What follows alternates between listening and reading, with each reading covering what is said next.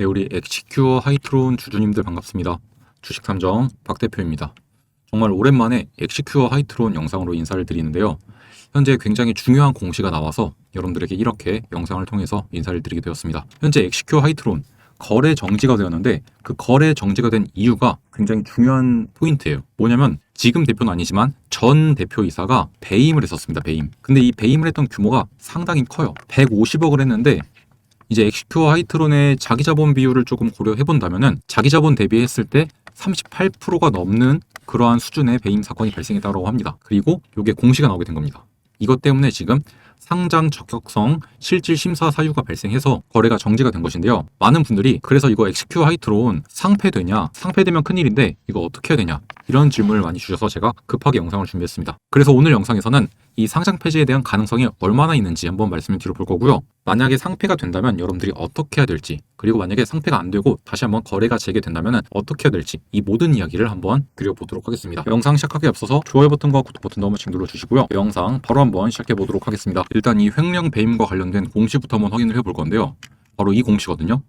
여기 이제 보시면은 대상자 전 대표이사라고 명확하게 나와 있는 것을 우리가 확인할 수 있죠. 그리고 보시면은 판결 내용이 유죄입니다. 유죄. 그리고 사실 확인 금액, 횡령 배임 등의 금액이 약 150억이고 이게 자기자본 대비했을 때 38.25%. 굉장히 좀 큰 비율이죠. 이게 사실 5%만 넘어도 상장 적격성 실질 심사 사유가 발생하게 됩니다. 근데 5%가 아니라 38%, 거의 40%에 육박하는 비율인 만큼 굉장히 큰 규모의 횡령 배임이 발생했던 겁니다. 그런데 확정일자를 보시면 5월 13일 날 유죄를 받은 거예요. 그런데 이것을 이제 언제 확인했느냐? 11월 21일 날 확인했습니다. 지난주 금요일이죠. 정말로 늦게 확인을 한 거예요. 이게 6개월의 시간차가 발생했는데, 그래서 이제 이거에 대해서 본 사건의 피고인이 회사가 당사자가 아니라서 이게 기소 및 판결 시점까지 해당 내용을 받지 못했다.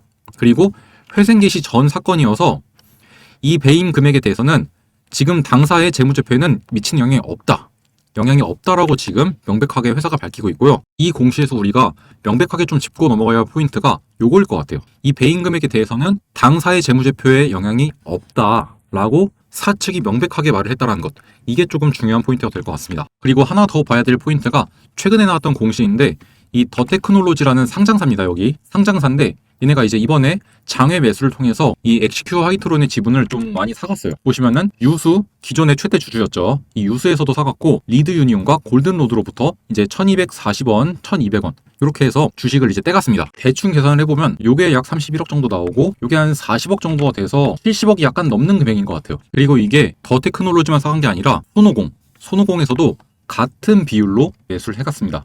보시다시피 1240원과 1200원에 각각 유수와 골든로드 리드 유니온으로부터 떼갔죠. 그래서 대충 요것도 약 71억 정도로 제가 계산은 직접 안 해봤는데 대충 이제 요거 숫자 보니까 대충 한 70억대로 보여요. 그래서 이제 더 테크놀로지랑 손오공이 합쳐서 약 140억 정도로 이 엑시큐어 하이트론의 지분을 떼갔다. 이렇게 보시면 될 것 같은데 여기서 우리가 좀 핵심적으로 봐야 될 포인트가 일단 기존 최대 주주들 있죠. 얘네가 제가 지난 영상에서 말씀드렸는데 얘네가 어떤 놈들이죠? 이 카나리아 바이오에 출자를 했던 그러한 세력들이 좀 그대로 있던 놈들, 그런 놈들이었는데 얘네가 빠져나갔다. 기존 세력들은 이탈했고 새로운 놈들이 들어왔다는 겁니다. 손오공과 더 테크놀로지. 물론 이제 이 더 테크놀로지랑 손오공 얘네에 대해서는 제가 한 번 더 좀 파헤친 다음에 다시 한번 영상을 찍어 드릴 건데요. 우리가 주목해야 될 포인트는 얘네가 뭐 깨끗한 놈이고 더러운 놈이고 이건 상관없고 이 놈들이 굳이 지금 시장가보다 2배가 높은 가격, 프리미엄을 거의 100%나 주고 들어온 거죠. 왜 그랬을까요? 심지어 5월 달에 있었던 이 사건을 몰랐을까요? 몰랐을 리는 없을 것 같아요. 특히 이제 이 유수랑 골든로드 리드 유니온 얘네가 이게 매도한 날짜를 보시면은 11월 10일이죠. 이미 얘들은 이 소식에 대해서 알고 있었을 겁니다. 그래서 불이 나게 이제 이거를 좀 팔고 엑시트한 것 같은데 이걸 매수하는 손오공과 더 테크놀로지 입장에서도 이 내용을 모르고 매수를 했으면은 이게 법적으로 좀 문제가 발생할 수도 있을 것 같아요. 제가 봤을 때는. 특히 이 매도자 입장에서 이 유수랑 골든로드랑 리드 유니온이 상장 적격성 실질 심사 사유가 발생했다라는 것을 숨기고 손오공과 더 테크놀로지 측으로 넘겼다면 이 물량들을, 그렇다면 이제 법적인 문제가 발생할 수도 있을 것 같은데 아마 숨기진 않았을 것 같아요. 그래서 얘네들도 아마 알고서 이 물량을 받아갔을 것 같다라고 말씀을 드릴게요. 물론 이건 제 개인적인 생각이고요. 그리고 만약에 이 내용들을 다 알고서 받아갔다 그러면 상패가 안 될 가능성이 조금 높다라는 거겠죠. 그리고 이렇게 배임이나 횡령이 발생했을 때 상장 적격성 실질 심사가 어떤 식으로 이루어지는지 제가 좀 정리를 해왔거든요. 일단 첫 번째로 이렇게 사유가 발생하면은 공시를 먼저 합니다.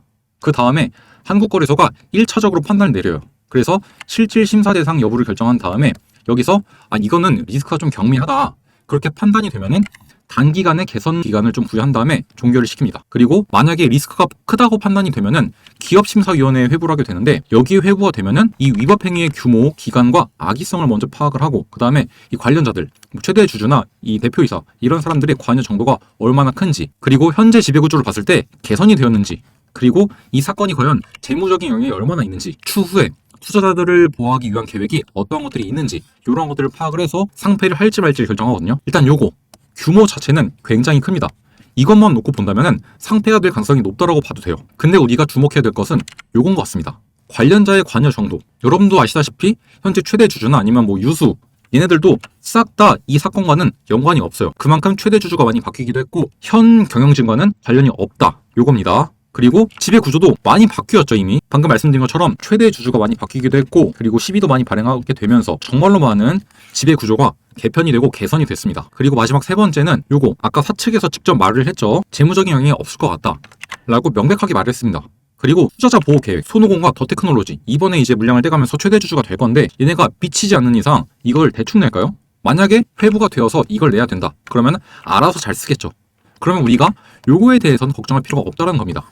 그럼 이제 위법 행위의 규모와 기간, 악의성 요게 좀 크다는 게 문제일 텐데 이거 규모 자체가 굉장히 커서 리스크가 작진 않지만 그래도 이런 것들을 고려했을 때 개선 기간을 부여해서 어느 정도 개선 기간을 준 다음에 그 다음에 종결이 되지 않을까라고 생각을 합니다. 저는. 일단 여러분들이 이 정도로만 생각을 하고 계시면 될 것 같고 어차피 지금 당장 우리가 할 수 있는 것은 크게 없는 것 같아요. 유일한 방법이 있다고 한다면은 장외에서 이 종목을 매수할 사람을 찾아서 매도하는 방법밖에 없는데 이게 장외 거래 안 해보신 분들은 굉장히 좀 위험한 방법이 될 수 있어서 이건 조금 지양하시면 좋을 것 같고요. 일단은 12월 15일쯤에 결과가 나온다고 하니까 1차적인 결과가 이때까지는 일단 기다려봐야 될 것 같아요. 뭐 새로운 소식이나 중요한 내용들 있으면 제가 계속 영상을 찍어서 브리핑 드릴 거니까 너무 걱정하지 않으셔도 될 것 같고 다음 영상에서는 이번에 요 지분을 사갔던 손오공 그리고 더 테크놀로지 얘네가 어떤 놈들이고 얘네가 왜 사갔는지 이런 내용들을 하나하나 차근차근 파헤쳐 보도록 하겠습니다. 일단 오늘 영상 이쯤에서 마무리하고 전 다음 시간에 다시 한번 인사드려 보도록 하겠습니다. 감사합니다.